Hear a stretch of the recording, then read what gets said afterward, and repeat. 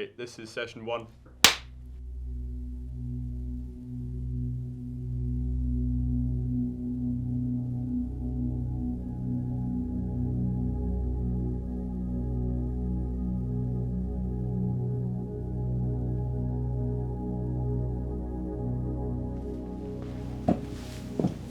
My name's Ian McRae. Hello, I'm Arthur Loveland.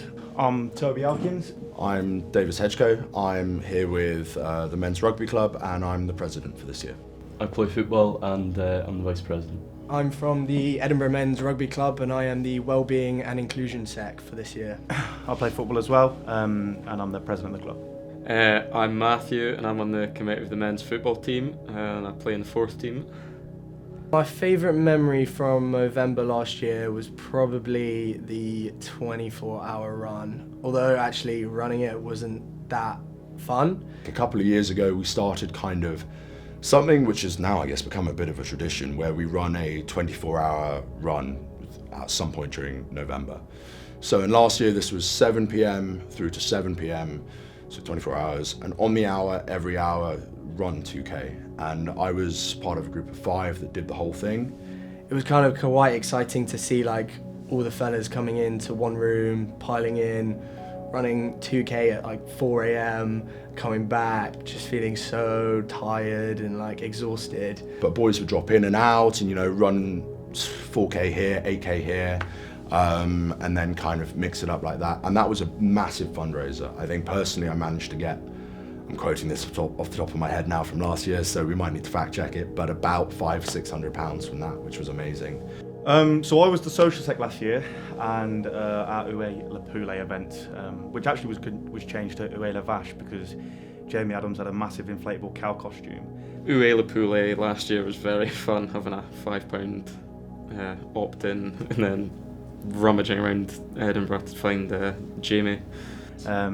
Going to see him at the top of bar 50 was probably one of the best parts for me. Seeing all the lads turn up for that and kind of donate was probably the best part for me, yeah. Movember, I'd say it means to me, like, although I can't necessarily grow a moustache, I think it's more about like growing awareness.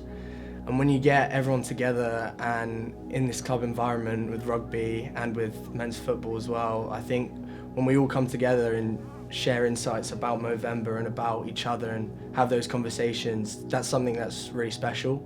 We're a large club, we're on the larger side of them, and mental health affects literally everybody, whether it's now or in the past or, you know, it will happen at some point, you know, especially in this day and age, there's so much going on, everyone's so busy. You know, I'm sure everyone in this room has struggled with it at some point, and everyone can empathise with going through rough patches and, you know, struggling a little bit. And I'm sure and I hope that everyone here has been lucky enough to be able to have someone to speak to about it and kind of lean on someone else's shoulder. From a personal point of view, Movember is probably the biggest month for me.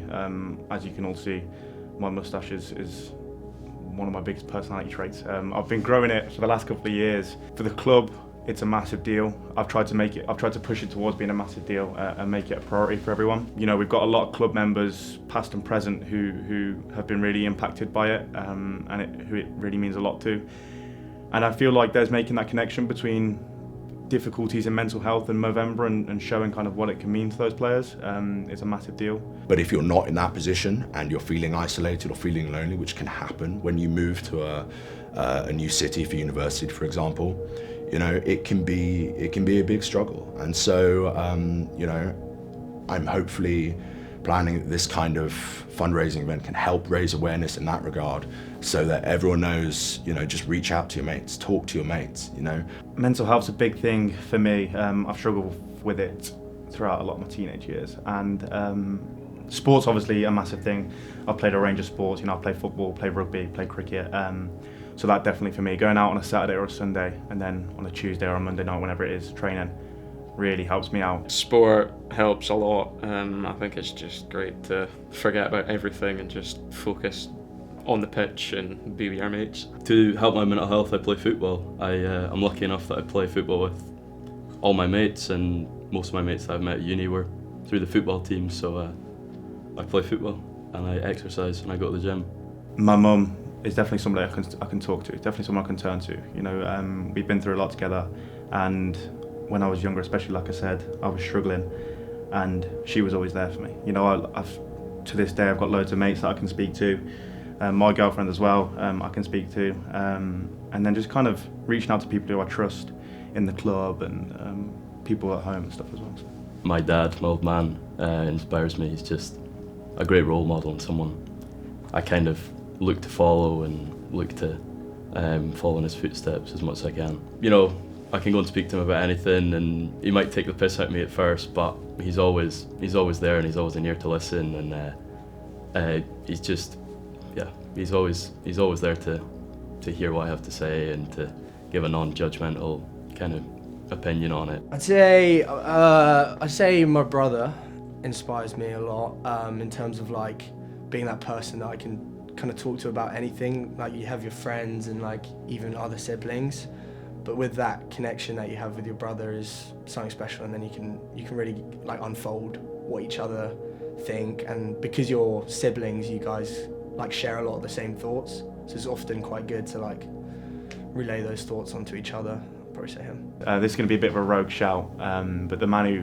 one of the biggest inspirations at the moment for me is our new 5th team coach, Eli. You know, there's a lot of boys who I could mention, you know, a lot of my close mates who really mean a lot to me. But Eli has come in this year, approached me for the job, has took it on. He's only 19, come all the way from America, and he's probably more involved than anybody else is. He comes to all the socials, he sets up all the trainings, takes the kit everywhere, and he's one of the most confident blokes I've ever met. He talks to me all the time, comes to see me in the gym. He just recently asked for size 1 footballs, which it was a little bit of a strange shout, but the fact that he's got the confidence to come and ask me for stuff just shows what kind of the man he is, and he's a big inspiration to me at the moment. So we are in fact doing the 24-hour run again, and this time we've actually teamed up with men's football in order to try and get as big of a crowd going, as well as big as kind of a core group that are running it. And also, you know, we're 2 of the biggest men's sports clubs in the uni, and you know, men's mental health is a topic that's criminally under talked about. I mean, it's obviously getting better over time. In Movember, as a fundraiser is a massive reason for that, but it's really good to be able to collaborate with another team in that kind of space and be able to kind of raise as much as possible. We're doing the 24-hour run, we've got a couple of joint socials planned, and then towards the end of the month we're actually doing a football v rugby match. So the first half will be like 5 or 11-a-side football, and then we'll move on to a touch rugby match for the second half, just to get a bit of friendly competition going. We've got loads of events on, mostly socials, quite a lot with the rugby team. Particularly this 24-hour run, and a couple of good night outs planned, so looking forward to it. So, to be completely honest, the football are going to absolutely spank us in the football side of things. And then we were feeling quite confident about the touch rugby, you know, winning that side, backing ourselves in that. But as this plan stands so far, it's going to be our second 15 against their second team as well, and our 2s have not had the most promising start to the season, so that second half could also be quite a close match as well. We are hopefully running a darts tournament where there'll be a couple of pairs that are playing against each other. That should be at Three Sisters. Really good event, raising money there. We've got the Uela Poulet / Uela Vache, which will be going on. We have loads of talks going on. We've got an Oddballs talk, we've got an Andy's Man Club talk coming up in the next couple of weeks. If they want to come to the socials, I'd say get along. You know, you're never going to get judged at our socials. I mean, some of the costumes that we pull out are absolutely absurd. I, in my time, have had some pretty bad shockers. So just turning up, being a part of it, you know, giving what you can, giving any time you can, it is a huge part of being around the club. Last question. Mm-hmm. Who's your favourite moustache in the club? I mean, I'd like to say myself, but probably going to have to give it to President Toby. Oh, come on, man, think. Who's got a good moustache? Well, that's got to be our last year's Movember rep, Frank Rackmetala. He's unfortunately on a year abroad this year, but we were quite lucky. One of the uni's Movember reps was also in the club. And that man could grow a serious piece of facial hair, and I was always incredibly jealous because while I may be helping to organise and run a couple of these events, I will be putting a very poor foot forward when it comes to that, unfortunately. I'd say Schwinn has the most impressive moustache. He's got like a goatee around it at the moment, but once he shaves that goatee off and comes with the moustache, that thing's bushy and it's good. Yeah, it's thick. Yeah.